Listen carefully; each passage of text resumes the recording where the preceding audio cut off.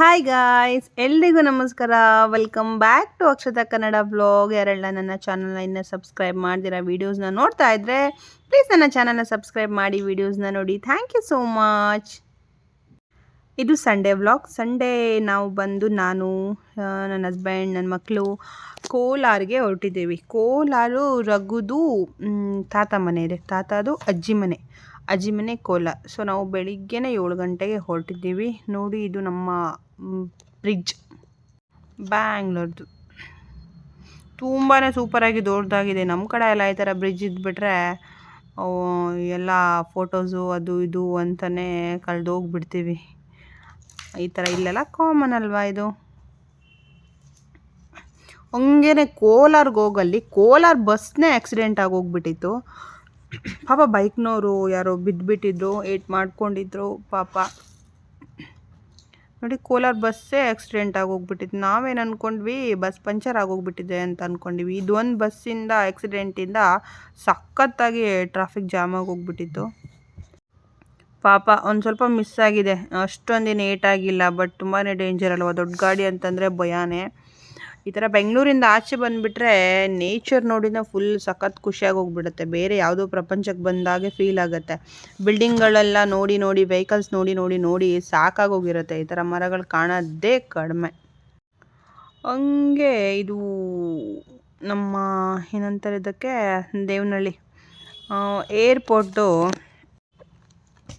Devanahalli airport road. ಇಲ್ಲಿ ನೋಡಿ, ಖಾಲಿ ಬಸ್ಸು ಹೋಗ್ತಾ ಇದೆ. ಯಾರೊಬ್ಬರು ಪಾಪ ಕಲ್ಲು ಹೊಡೆದ್ಬಿಟ್ಟು ಏನೋ ಒಂದು ಆಕ್ಸಿಡೆಂಟ್ ಆಗೋ, ಗ್ಲಾಸ್ ಎಲ್ಲ ಪುಡಿ ಆಗೋಗ್ಬಿಟ್ಟಿದೆ, ಚೂರಾಗೋಗ್ಬಿಟ್ಟಿದೆ. ಪಾಪ ದೀಪಗೋ ಎಲ್ಲೋ ಹೋಗ್ತಾ ಇದೆ. ಹಂಗೆ ಇಲ್ಲೊಂದು ದಾರಿಲಿ ರೆಸಾರ್ಟ್ ಸಿಕ್ಕತ್ತೆ. ಆ ರೆಸಾರ್ಟಲ್ಲಿ ಎಂಟ್ರೆನ್ಸಲ್ಲಿ ವೆಲ್ಕಮ್ ಯಾರು ಮಾಡ್ತಾ ಇದ್ದಾರೆ ಗೊತ್ತಾ? ಮಮ್ಮಿ ನಮ್ಮ ಮಮ್ಮಿ ಅಲ್ಲ ಮಮ್ಮಿ ಅಂತಾರಲ್ಲ, ಇಲ್ಲಿ ನೋಡಿ, ಅದು ವೆಲ್ಕಮ್ ಮಾಡ್ತಾ ಇರುತ್ತೆ. ನಾನು ಯಾವಾಗಲೂ ಆ ಕಡೆ ಹೋದಾಗೆಲ್ಲ ನೋಡ್ತಾ ಹೋಗ್ತೀನಿ, ಇಷ್ಟು ದೊಡ್ಡ ಮಮ್ಮಿನ ನಿಲ್ಲಿಸ್ಬಿಟ್ಟಿದ್ದಾರೆ ಅಂತ. ಹಂಗೆ ಇದೊಂದು ಊರದಿಂದ ಒಂದು ಬೆಟ್ಟ, ಒಂದು ಕೆರೆನೂ ಸೂಪರಾಗಿ ಕಾಣಿಸ್ತಾ ಇತ್ತು. ಅದನ್ನು ಒಂಚೂರು ಕ್ಯಾಪ್ಚರ್ ಮಾಡಿಕೊಂಡೆ. ನೋಡಿ ಏನು ಚೆನ್ನಾಗಿತ್ತು. ಮಳೆ ಬಂದಿತ್ತಲ್ಲ, ಹಾಗಾಗಿ ಎಲ್ಲ ಕೆರೆಗಳಲ್ಲೂ ನೀರು ತುಂಬೋಗ್ಬಿಟ್ಟಿತ್ತು. ಎಷ್ಟು ಚೆನ್ನಾಗಿ ಕಾಣಿಸ್ತಾ ಇತ್ತು. ಆ ಕಡೆಯಿಂದ ಈ ಕಡೆ ತನಕ ಟಚ್ ಆಗಿದ್ದೆ ಅದು. ಕೆರೆಗಳಲ್ಲೂ ನೀರೆಲ್ಲ ಸಖತ್ತಾಗಿ ತುಂಬ್ಕೊಂಡ್ಬಿಟ್ಟಿತ್ತು.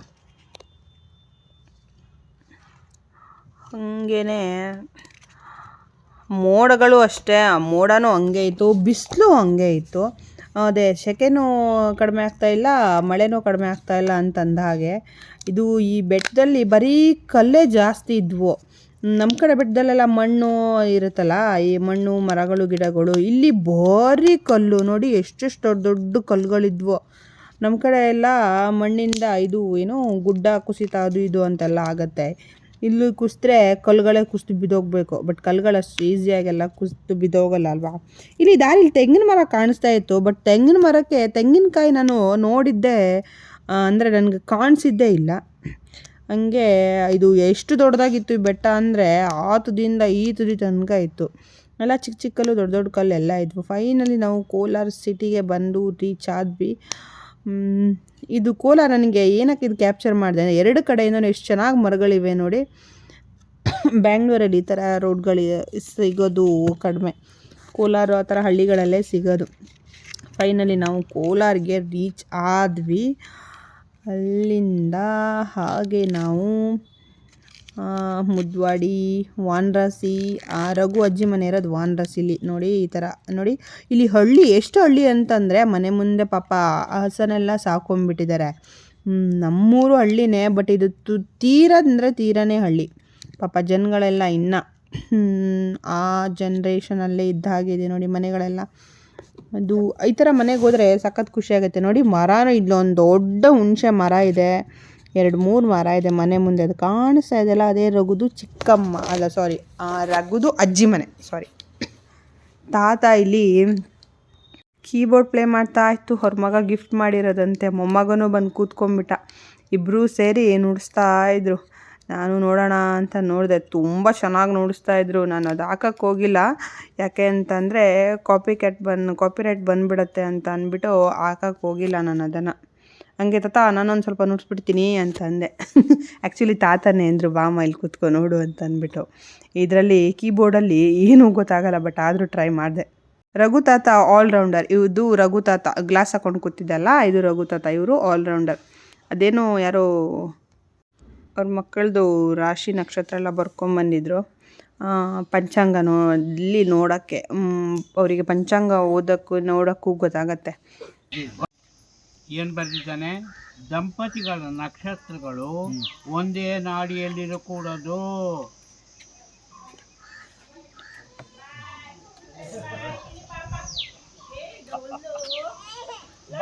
ಬರೆಯೋಣ ಯಾವನ 12 ಬೇಕಾದ್ರೆ ಬರೆಯಳಿ.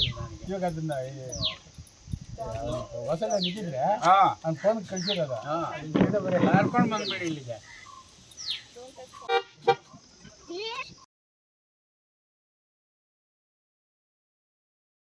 ಮಕ್ಕಳು ತಾರಲ್ಲಿ ಕೂತ್ಕೋಬೇಕು ಅಂತ ಆಸೆ ಪಟ್ಟರು. ಪಾಪ ಕೂತ್ಕೊಂಡು ಹಾರ್ನ್ಗಳು ಮಾಡ್ಕೊಂಡು ಆಟ ಆಡ್ಕೊಂಡಿದ್ರು. ಹಸ ಅಂತೂ ಸಖತ್ತಾಗಿ, ನನ್ನ ಮಗನಿಗೆ ಹಸ ಅಂದರೆ ಸಖತ್ ಇಷ್ಟ. ಅಂಬ ಅಂಬ ಅಂಬ ಅಂದ್ಕೊಂಡಿರ್ತಾನೆ. ಹಂಗೆ ರೋಡ್ ತುಂಬ ಅಂದರೆ ಊರು ತುಂಬ ಓಡಾಡ್ಕೊಂಡಿದ್ದ ಅವನು ಖುಷಿಯಾಗಿ. ಹಾಗೆ ನಾವು ಹಂಗೆ ಬಿಟ್ಬಿಟ್ವಿ ಓಡಾಡ್ಕೊಂಡಿರಲಿ ಅಂತ. ಇಲ್ಲಿ ಕಿಚನ್ ನೋಡಿದ್ದು, ಇದು ಕಿಚನಲ್ಲಿ ಅವರಪ್ಪ ಎತ್ತಿಟ್ಕೊಂಡ್ಬಿಟ್ಟಿದೆ.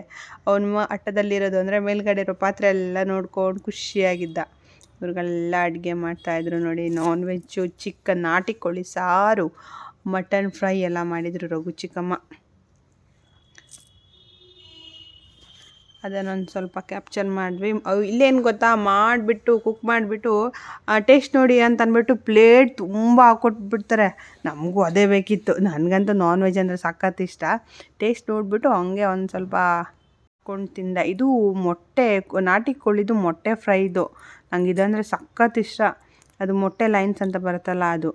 ರಘುದು ರಘುದು ಅಜ್ಜಿ ಮನೆ ತೋರಿಸೋಣ ಅಂತ ಅಂದ್ಬಿಟ್ಟು ಇದನ್ನು ಕೂಡ ಒಂದು ಕ್ಲಿಪ್ಪಿಂಗ್ ತೊಗೊಂಡೆ.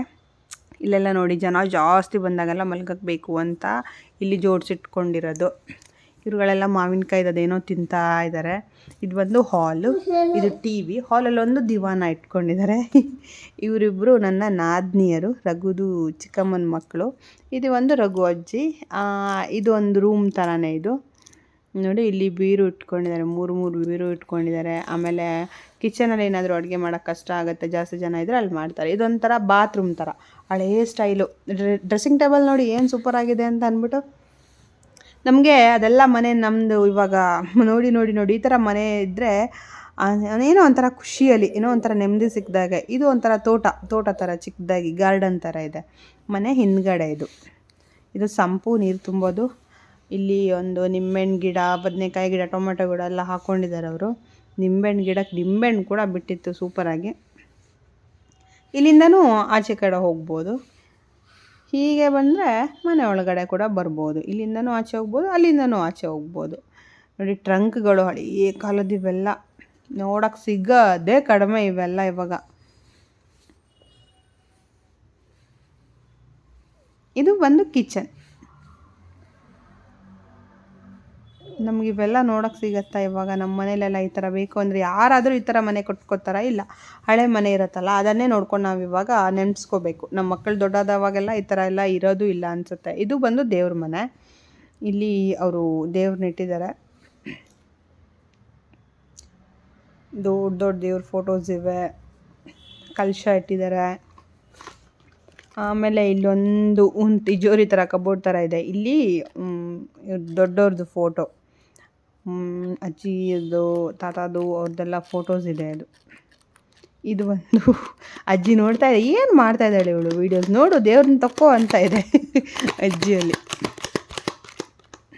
ಆಮೇಲೆ ಇದು ಮಾವಿನಕಾಯ್ದೇನೋ ಇದು ಏನೋ ಅವ್ರು ಮಾಡಿದ್ರಪ್ಪ. ಮಾವಿನಕಾಯಿನ ಈ ಥರ ಜಜ್ಜಿ ಅದರೊಳಗಡೆ ಇರೋದು ಗೊಟೆನ ತೆಗೆದು ಅದಕ್ಕೆ ಹಸಿಮೆಣಸು, ಒಂದು ಕವರಲ್ಲಿ ಹಸಿಮೆಣಸು ಹಾಕ್ಬಿಟ್ಟು ಜಜ್ಜಿ ಮಾವಿನಕಾಯಿ ಒಳಗಡೆ ಇರೋದನ್ನು ಹಾಕಿ ಹಸಿಮೆಣಸಿನ್ಕಾಯಿ, ಆಮೇಲೆ ಉಪ್ಪಾಕಿ ಜಜ್ಜಿ, ಆಮೇಲೆ ಆ ಮಾವಿನಕಾಯಿಗೆ ಅವರು ಸ್ಪ್ರೆಡ್ ಮಾಡಿದ್ದು.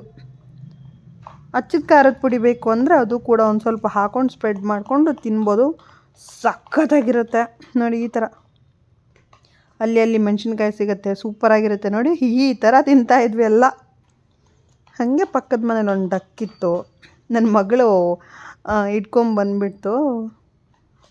ಒಂದೆರಡು ಡಕ್ಕಿದೆ ಆ ಪಕ್ಕದ ಮನೇಲಿ. ಹಂಗೆ ಮಾವಿನಕಾಯಿನೆಲ್ಲ ತೆಗಿಯಕ್ಕೆ ಹೋಗಿದ್ವಿ. ಮಾವಿನಕಾಯಿ ತೊಗೊಂಡು ಎಷ್ಟು ಬೇಕೋ ಅಷ್ಟು ತೊಗೊಂಡು ಬಂದ್ವಿ.